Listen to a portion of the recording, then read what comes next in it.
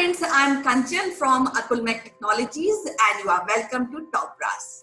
So today, as you know, we have Sitesh Srivastava from Johannesburg, South Africa, and he has a deep interest in corporate training, and he has been training a lot of professionals, marketing professionals, IT professionals, and he is a very good orator. He has been doing some radio shows, they are wonderful. So without wasting any time, I would like to welcome Sitesh Srivastava. Welcome to the show, Sitesh. How are you doing today? Kanchan, namaste, welcome, good to talk to you every day, look forward for it. Let's start.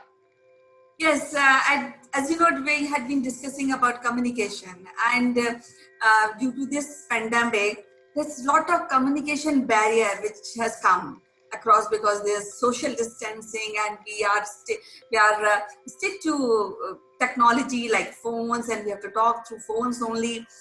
And I have also heard many incidents like depression and concerning all diseases. So what I feel is that communication is very, very essential, and we should try to speak straight from heart rather than hiding it or not speaking correctly or not speaking honestly. So I think everybody should have a habit of communicating from heart and come out with the ideas and desires, isn't it? Kanchan, you mentioned about speaking from the heart, and I must tell you, the best kind of communication, the best speeches, the best communication comes from the non-verbal part of it, which adds to the glory and the glamour of what is being said by the mouth, by the words. So, as we were discussing yesterday, non-verbal communication across the communities, across cultures, across countries, it is a wonderful part of the communication which generally is missed by when we trying to connect with some people who are outside our cultural boundaries. Within our own cultural boundaries in India, as we know, there are every 500 kilometers the culture changes in India, and therefore the communication becomes not just the words, not just the grammar, not just the spoken sentences, but it also becomes the non-verbal part of it. And to tell you the fact, there are so many connotations, so many contextual, so many non-verbal eye contact, facial expressions, standing close to each other, and you know, making the different kind of use of face muscles.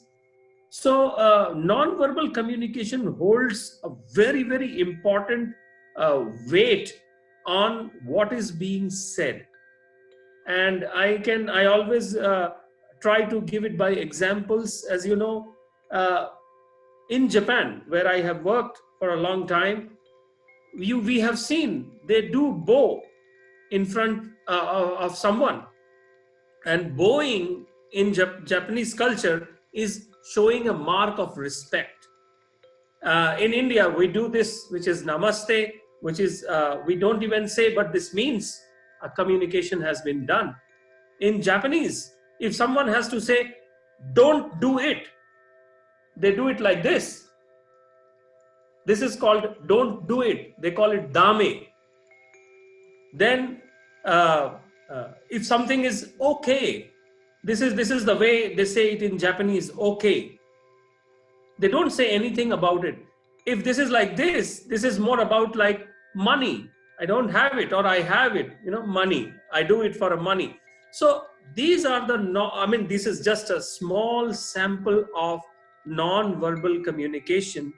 And all the great speakers, all the great communicators that we have known in the recorded history, they had this gift of gab, non-verbal communication techniques, because like a poet would say, Kanchan, the heart speaks better not in terms of words, but in terms of expressions, and most of those expressions are non-verbal. What Yes, do you say? yes, very well defined. And I think that if it is a good communication, then it's like a therapy, and people enjoy listening again and again. And if it's a bad communication, then it leaves a bad taste.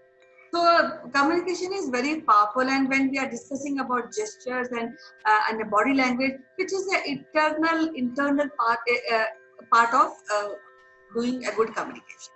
So when we are talking, That's right.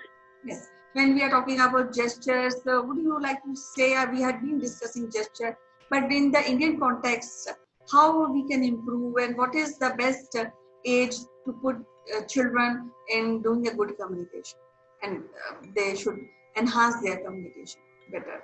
So Kanchan, we teach our children, our youngsters about communicating more in terms of words, more in terms of sentences, more in terms about spoken language part of it.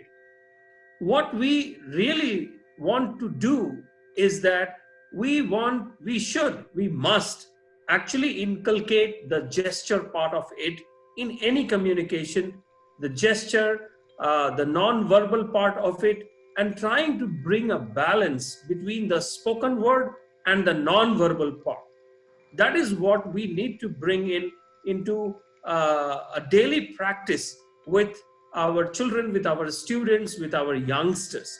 More so, more so in this today's highly addictive digital world, the interpersonal skills, I see there a drop because of the not a single spoken word being used, rather than a written word is more commonplace. Now in written word, you someone writes it and someone reads it, and when someone reads, there is no control over the mental image that the reader makes after reading that. So that means the spoken word has taken a back seat in today's too much of digital world, and therefore the youngsters, the what do we call the millennials or Gen X, Gen Z, it is important for them to learn the language as it is spoken, and a clear distinction has to be made between the written word and the spoken word. And these two are two different realms, and both of them need to be supported with the non-verbal part equally. And that is something which comes with a time, and gesture as part of a curriculum would be definitely an interesting subject and interesting curriculum that needs to be brought into the schools. Probably in the schools, in the colleges, in the universities, I see students getting into this through the performing arts, the theater, sometimes in elocution, which was a debate some time back. But I think that can become a formal subject. Why not? Okay, so it was a quite interesting suggestion you have put forward. Um, does culture also play an important role in developing a communication skill? Yes, yes, Kanchan. I can tell you with my experience from the Indian part, definitely we have so much to basically learn from. As I told you that every 500 kilometers in India, the culture changes. Um, in Japan, shaking a hand is not a commonplace, and therefore a bow, which takes an important part of the Japanese culture. And to tell the viewers and the listeners, uh, it depends on how much do you bow, whether it is a 90-degree or even lesser or even more. The depending on the bow in front of the person shows the respect. If two people are going both on the 90 degrees, it shows some kind of a very, very close trust. And I have been told, Kanchan, when somebody bows in front of another person in a Japanese culture that says that I trust you with so much of integrity that even if you take down my neck, it will be okay for me. I trust you so much. Similarly, in South Africa, where I work, in South Africa, there are non-verbal communication, and one interesting part that I have noticed, they stand very close.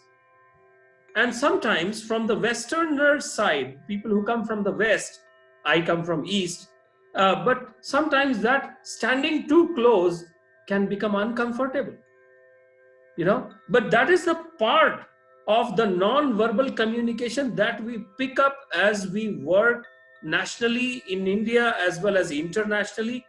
And I'm telling you, there are orientation classes by the HRs of the companies, but uh, there needs to be an orientation classes for the students, for the children, for the college going students everywhere, and not just in India. So even some South African people, when they come to work in India, they need to understand the non-verbal communication part in India. Now in India, this means something interesting.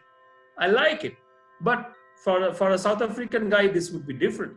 For a Japanese guy, they definitely don't understand the shake hand part, which is so common to the Indians as well as the other Western countries, even in South Africa for that matter. So non-verbal communication, Kanchan, is actually an unexplored area, I must tell you. And more, as you said, I work with radio also and talk to the guests on radio. I realize that in his speaking, there are some non-verbal clues that we give in his speaking by taking a long pause, a small pause, changing our tones, making it much bigger, making it far. So there are so many things which uh, may be put into some kind of a curriculum. And if that happens, I would be a happy man, Kanchan. Yes, it's wonderful talking to you, and it was so good to take the inputs, which is very, very crucial. We'll extend this topic further tomorrow. Till then, take care. Bye-bye. Namaste as another non-verbal communication, and I want to end the note with this part. Non-verbal communication is the authenticity of the personality who can showcase it. Thank you. Thank you.